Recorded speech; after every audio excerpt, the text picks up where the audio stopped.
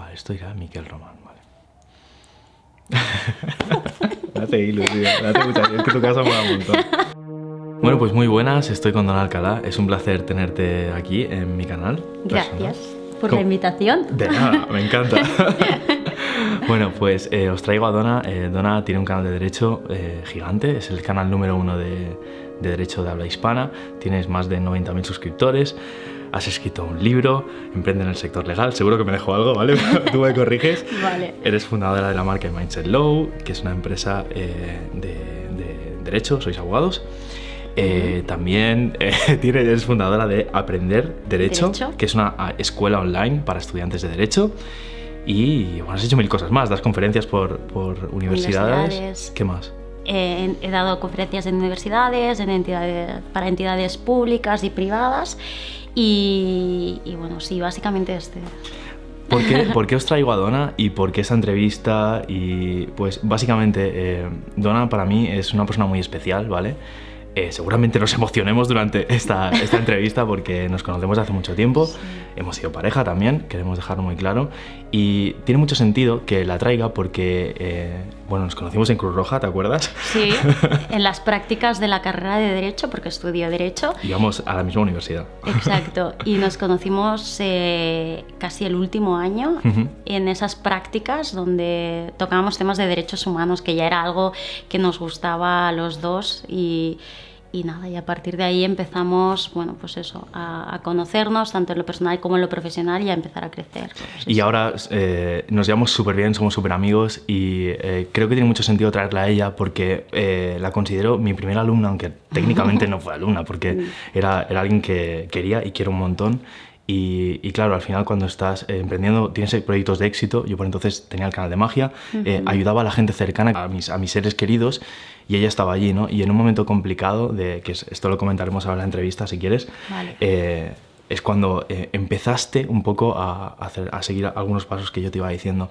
Lo primero de todo que me gustaría preguntarte es, ¿por qué empezaste tu propio negocio?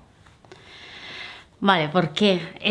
Bueno, pues estaba trabajando por aquel entonces en un despacho de abogados y había estudiado la carrera y después de la carrera me volví a España, hice un máster en el extranjero y al volverme empecé a trabajar y tenía todo, un trabajo estable, un salario estable, estaba aprendiendo. Pero habían cosas de ese despacho a nivel de estructura, a nivel de principios que para mí eran muy importantes, que no se respetaban o que en mi modo de entender no iban más en contra de mis principios, ¿no? Y entonces, pues ese fue el momento de, ostras, no quiero estar trabajando en una empresa que, vale, sí, me están pagando un salario regular y me está dando una estabilidad, pero están haciendo cosas que no comparto y en ese momento te haces la primera pregunta, ¿vale la pena con ese salario? Que tampoco me estaban pagando mucho, pero para la edad que tenía yo, pues para mí era muchísimo dinero. Pero sí que es verdad que pensé, ¿puede haber otra opción? ¿Puede haber una empresa en la que me sienta más cómoda? Entonces, a partir de ese momento empecé a pensar en alternativas.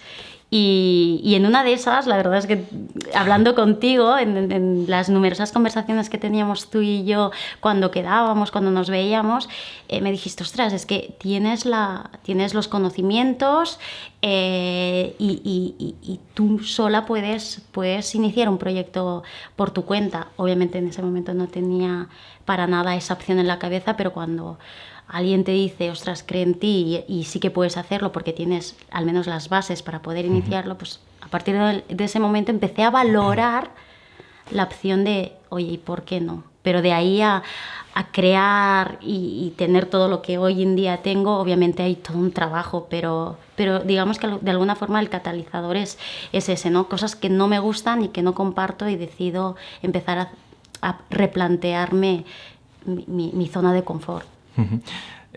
Siempre lo digo, ¿no? Que al final cuando tienes cierta indignación, al final es un detonante muy potente para empezar tu propio proyecto. y yo recuerdo que tú la tenías, y no solo eso, sino que al final siempre he creído que tenías un mensaje potente que compartir con la gente relacionada con cómo veías tú tu profesión, y creo que fue un muy buen punto de partida, pero ostras, ¿por qué empiezas un canal de vídeos de YouTube? O sea, ostras, es que no sé esto era muy raro. Ya, pero Nadie no lo sé si te hacía acuerdas en la tú profesión. de cómo empezó todo. Perfectamente. Es que o sea, yo recuerdo además que claro, cuando yo salía o conocía gente nueva y demás, y me preguntaban, ¿a qué te dedicas tú? Y yo decía, soy abogada. Y entonces todo el mundo era como, abogada, ¿no? Era como... Y yo decía, ¿y por qué? O sea, alguien dice médico y todo el mundo, wow, eres médico, pero decías, eres abogado, Y era como, abogada. no. Y era, ostras, pero me vas a poner una demanda. Entonces pensé, ostras, algo estamos haciendo mal para que la gente vea esta profesión como mejor tener lejos a un abogado. Yeah. Y en muchísimas de las conversaciones que teníamos, hubo una en especial que me dijiste, ostras, es una pena que esa visión que tienes tú de cómo entiendes la abogacía y el uso que le das y el cómo puedes llegar a ayudar a otras personas, ese mensaje se quede en esta habitación, en una conversación entre tú y yo. Y entonces fue cuando me dijiste, es que deberías hacer un canal de YouTube. Y yo pensé, obviamente, derecho, canal de entretenimiento por YouTube. Joder, es que estamos hablando de que cuando abrí el canal era 2013, hace 6 años. Hace 6 años... Claro, en España al menos, si no estoy equivocada, todavía estaba arrancando, llevaba un tiempo arrancando los canales de belleza, de entretenimiento, pero claro, algo así como tan serio, se veía todo muy para gente joven y no parecía que el derecho tuviese un hueco en esa plataforma. Al menos ninguno de mi sector lo veía, pero... Bueno, recuerdo que tú por aquel entonces manejabas a la perfección, tenías un canal de YouTube varios canales que lo estaban petando. Entonces al final dices, ostras, ¿a quién le voy a hacer caso? Al sector legal que me decía, no es la plataforma, vas a pervertir la profesión, no es serio, no te van a tomar en serio la gente, o una persona que está en la plataforma y que me está diciendo, hazlo. Claro, es que al final dije, pues me lanzo.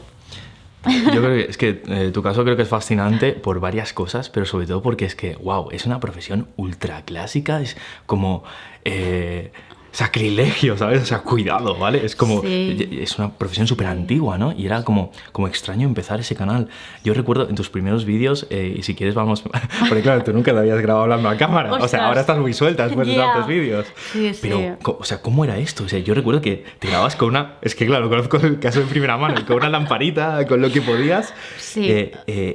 Compartías piso con otras chicas, me acuerdo por entonces. O sea, básicamente, ¿cómo te sentías tú en esos inicios cuando nunca antes habías hecho esto de grabar?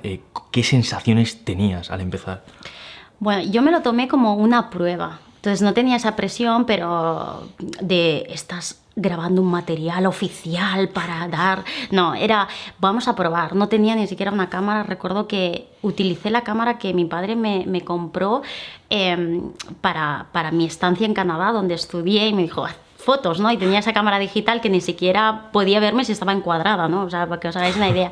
No tenía trípode, entonces apilé los libros y compartía piso con otras 3 personas, entonces tenía la suerte de que como quien emprende al final tiene su horario, no tiene que ir a la oficina ni nada, ¿no? Y entonces aprovechaba las horas de trabajo de mis compañeras para ponerme a grabar. Entonces, bueno, pues eso, si no había luz, pues una lamparita, que no tenía trípode, libros, no tenía cámara, bueno, pues tenía una que me servía para ver si esto... Yo recuerdo además que me dijiste, porque cuando empecé dije, ¿pero por dónde empiezo? Porque claro, empieza un canal, sí, pero ¿por dónde? ¿Qué hago? Y estaba el tema de pues necesito una cámara, y me dijiste, no hagas ninguna inversión de momento, porque tú todavía no sabes si lo vas a seguir haciendo, y es importante saber si vas a mantener y vas a seguir subiendo vídeos, porque si vas a subir uno y vas a tardar otro año en subir otro, entonces habrás hecho una inversión para nada. Entonces, con el material que tenía en ese momento, decidí grabar y bueno, pues eso, en un espacio del piso, en horarios donde estaba sola y con un guión que me había apuntado la noche anterior, muy revisado, di esto, di no, esto no lo digas, y con muchos nervios porque al final también pensaba tenía miedo de dar un mensaje erróneo, de no saber explicarme bien, de alguna forma al final, pues un abogado haciendo esto, pues las críticas que podía recibir, claro. Pero fíjate que no me daban miedo las críticas de la gente, porque yo sabía que era un material que podía ayudar a esas personas, sino que tenía más miedo de la crítica de mi propio sector, ¿no? De cómo lo van a ver, me van a cerrar puertas, me las van a abrir, cómo van a recibir esto. Pero bueno, al final le dediqué muchas horas, me acuerdo, porque no sabía hacer nada, pero bueno, seguí un poco los consejos que me ibas dando. Y con eso pues hice algo que es un vídeo que a día de hoy todavía está en YouTube, porque otro de los consejos que me dijiste es: dentro de unos años volverás a ver ese vídeo, tendrás tentación de eliminar el vídeo, no lo hagas, porque son tus inicios. Y ahí está, así que si queréis verlo, ahí está. Sí, de hecho, lo que dices es súper interesante también porque mucha gente se escuda en eso, en no tenerlo perfecto, en no tener la cámara adecuada, en no tener el micrófono adecuado. Y bueno, pues nunca empiezo el canal o nunca me lanzo, y yo siempre he creído que al final hay otra cosa que no es el material que tienes, sino las ideas, los guiones que te haces, las ganas, y sobre todo creo que es algo muy importante a cosechar al principio, algo que tiene que crecer, que es tu hábito de grabar, que no te cueste, que poco a poco vayas agarrando la costumbre. Yo creo que es lo más interesante, ¿no? Déjame que te haga una pregunta que te la tengo que hacer sí o sí. Vale. ¿Cómo te sientes cuando sabes que tu contenido está llegando a millones de personas? O sea, ¿qué sientes por dentro? Buah. Ostras, muy guay. No sé, yo creo que es súper bonito. Primero, es súper bonito porque al final haces una profesión que es súper... Son leyes, son artículos de códigos. Entonces, nunca te imaginas que alguien de México, de Brasil o de España mismo te escriban y te digan... tus vídeos me han ayudado y me han motivado a estudiar esta carrera. Tus vídeos están ayudando a mis hijos a querer emprender una carrera universitaria que hasta entonces no tenían. Me han escrito niños muy jóvenes de 13, 14 y 15, padres y tíos de esos niños de: mi hijo me ha pedido por Navidad tu libro porque quiere leerlo. Y entonces...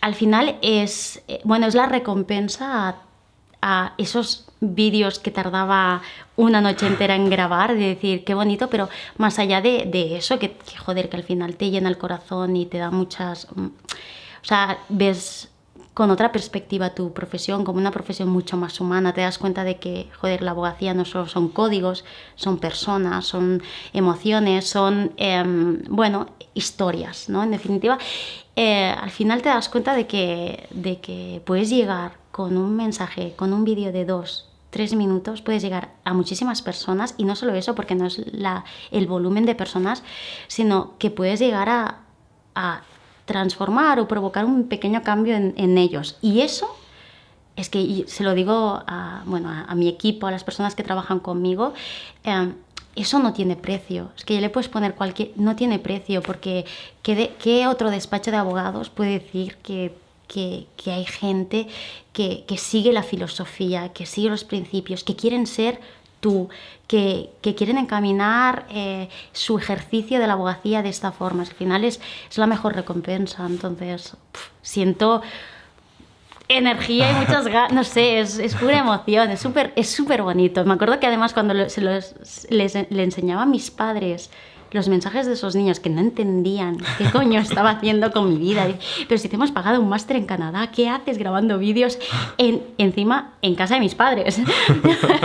¿Qué haces grabando vídeos? Volviste, es verdad. Claro, es que cuando decidí emprender, al final tienes que invertir muchísimo dinero en esos inicios y tienes que poder decir, bueno, tienes que sacrificar cosas y entre todas esas, pues me volví a casa de mis padres y grababa en mi habitación y demás. Y claro, mis padres cuando vieron los primeros mensajes de esos niños, dijeron, ostras, vale, o sea, estás haciendo una cosa muy bonita. Al final, a las familias les cuesta entender esto y a veces son los últimos que lo entienden, pero cuando creas una comunidad potente, algo que ayuda muchísimo es que tu familia, que obviamente pueden ver tus vídeos, ven los comentarios de la gente, ¿no? Jolín. Y eso les ayuda también Sí. a ver que pues, lo que estás haciendo es real y que estás provocando un fuerte impacto. Yo creo que has comentado algo muy interesante, ¿no? Y es el lado humano que obtienes en tus empresas, en tu marca personal, cuando estás exponiéndote ante la cámara, desnudándote 100% ante tu audiencia, siendo tú. Y eso creo que en una profesión tal vez un tanto fría como es la de abogado, creo que esto, sinceramente, creo que no lo pensamos al empezar, ¿no?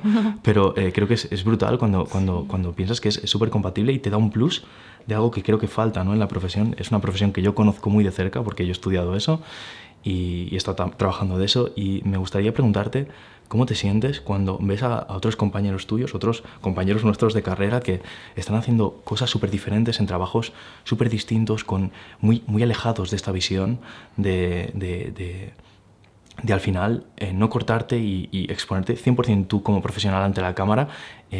¿Te sientes un bicho raro? Como que, no sé, habla de eso si quieres. A ver, al principio sí. Sí, ¿no? Sí, o sea, mientras mis compañeros de la profesión estaban de lunes a viernes a las 9 de la mañana en la oficina, saliendo a las 6 y otros un poco más tarde, yo estaba en una habitación grabando. O sea, parece, y además en muchas ocasiones en ese proceso emprendedor tienes momentos de bajón en los que piensas que estás perdiendo tu tiempo. ¿Por qué? Porque estás viendo que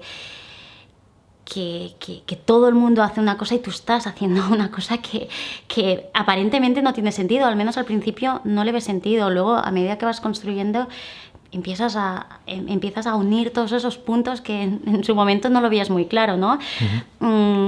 Y sí, te sientes un bicho raro, pero es verdad también que muchos compañeros, amigos, lo vieron como un paso arriesgado, pero al mismo tiempo muy valiente. Entonces para ellos era wow, o sea, no sé si esto te va a llevar a alguna parte, pero estás haciendo algo que es totalmente distinto. Una anécdota que cuento en la mayoría de las conferencias que doy en la Facultad de Derecho es lo que me ocurrió nada más publicar el primer vídeo, en eso de que a ver si vas a recibir críticas de tu propio sector. Un profesor mío, que era como un tutor para mí y había estado trabajando con él también en su firma, que es un despacho bastante conocido en España, uno de los más grandes.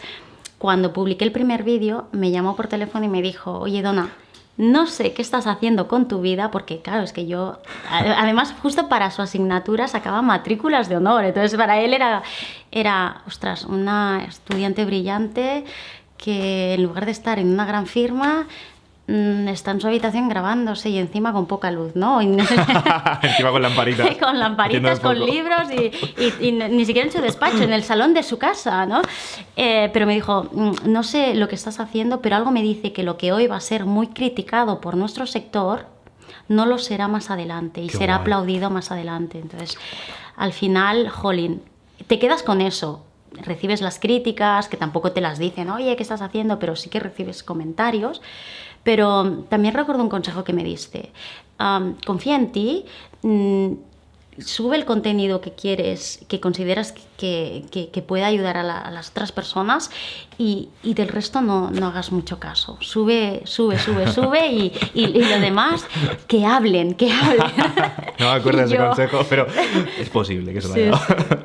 Yo creo que comentas algo brutal y creo que es la clave, ¿no? Que es cuando el resto de personas ven que estás haciendo algo, no acaban de entenderlo muy bien, pero saben que lo que has hecho tiene que ver con que hayas pasado de la platea, del público, de la audiencia, a subir al escenario. Yo creo que esto se percibe por la gente.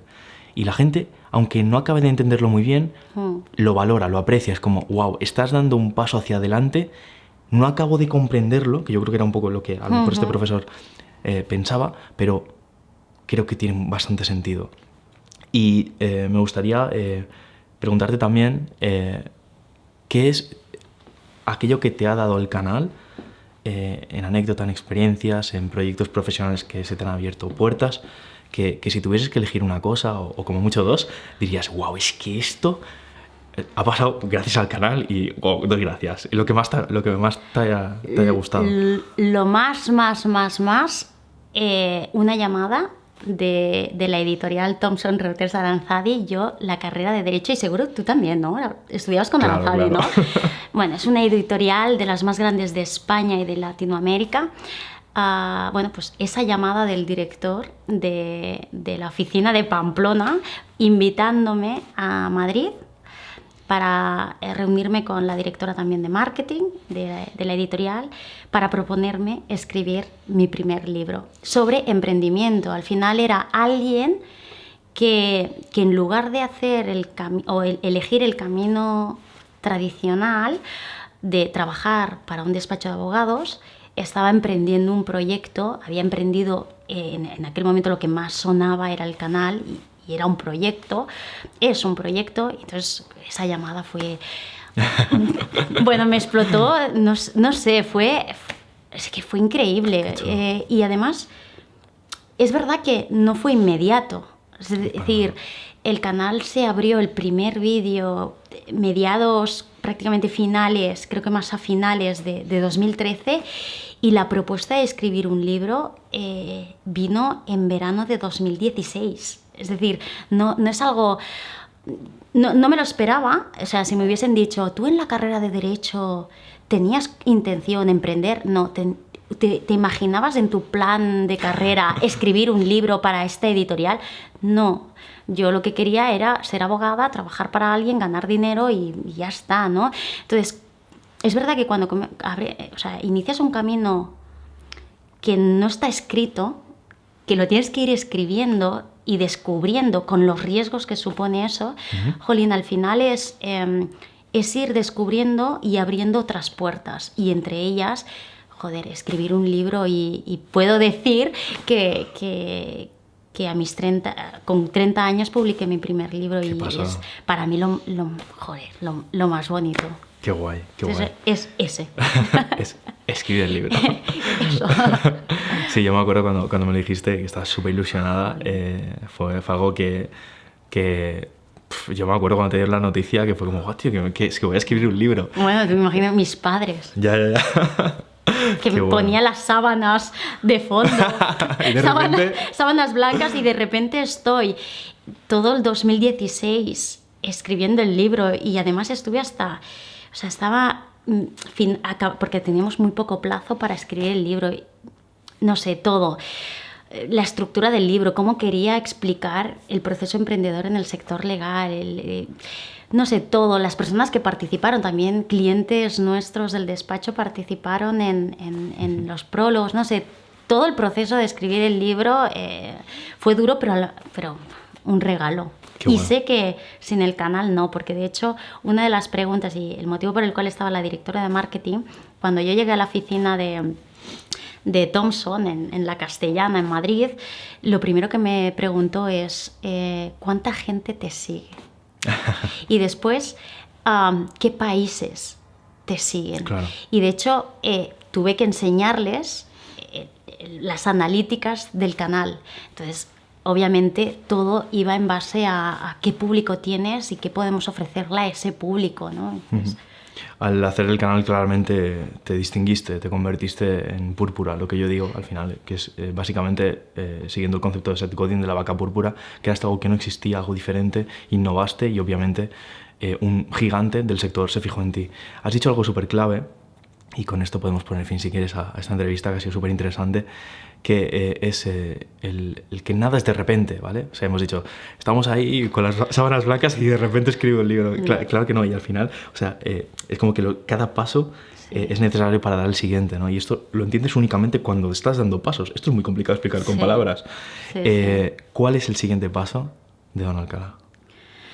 Ostras, Al final también me dejo mucho llevar, y me gusta probar. Yo creo que a lo largo de mi camino emprendedor, si tuviese que dibujar la curva de mi carrera profesional, es de pico arriba, pico abajo, pico arriba, pico abajo. Hay momentos malos que también son interesantes, porque si analizo cada pico malo, me gusta ver qué ha pasado justo después del pico malo, ¿no? Entonces, no lo sé, al final, obviamente, hoy en día tengo un despacho que tiene 3 oficinas, tenemos un equipo que está creciendo.